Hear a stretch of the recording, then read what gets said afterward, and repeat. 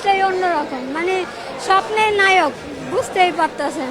আমার প্রথম কথা, আমার ঈদ মানে শাকিব খান, মানে তার ছবি দিয়ে আমার ঈদ ফিল হয়, তার ছবি ছাড়া আমি ঈদ ফিল হয় না আমার। তাই আমার যত কষ্ট হোক আমি ছুটে আসি, যত টিকিট নিতে যত কষ্ট হোক, ফিলিংসটাই অন্যরকম, মানে স্বপ্নের নায়ক, বুঝতেই পারতেছেন। সে যে হঠাৎ সামনে এসে পড়ে, তার অনুভূতিটাই অন্যরকম, মানে সেটা তার বোঝানোর মতো না। আমার তো মনে হইতেছে এটা অনেক ফাটাই দেবে, মানে সাকিবের প্রতিটা ছবি ফাটাই দেয়। তো এটা তো মনে হয় না যে ফাটাবেন, এমন কোনো কথা নাই। তো দেখিনি আগে।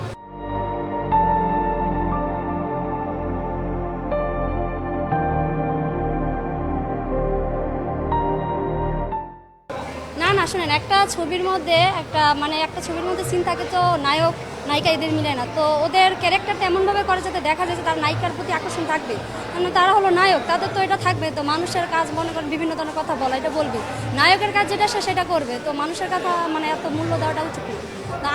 নায়ক বলতে তো নায়িকার প্রতি আকর্ষণ থাকবে, আর নায়িকা তো নায়িকার প্রতি থাকবে, এটা স্বাভাবিক। সাকিব তো মনে করেন এমন একজন সুপারস্টার, ওর জন্য সবাই পাগল, কে আবার না হইতে পারে বলেন? তো মেয়ে মানুষ ওদের দেখলেই পাগল হবে।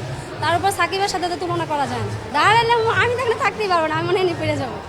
সত্যি কথা, কারণ কখনো দেখি না, এই ছবিতে দেখছি, সরাসরিতে দেখি না। সবার তো একটা ইচ্ছা স্বপ্ন থাকে যে তাকে একবার দেখার, আর সে তো প্রথমবার দেখলে তো রিয়াকশনটা কেমন হবে এটা বুঝিনি, তো দেখি না এই আর কি। এখন ছবি দেখতে আসছে, দেখি কি হবে। হ্যাঁ, সাকিব ভক্ত, হ্যাঁ বরাবর প্রোফাইলে তো আছে তুফান মুভির। সাকিব খানের ভক্ত হওয়ার কারণ তার মুভি ভালো লাগে, আর সব থেকে ভালো লাগে তার যত প্রোগ্রাম আছে বা অনুষ্ঠান আছে, সব অনুষ্ঠানে সে দেশ নিয়ে কথা বলে। ঠিক আছে, আমি দেশের জন্য ভালো একটা কাজ করতে পারছি, ভালো একটা সিনেমা করছি।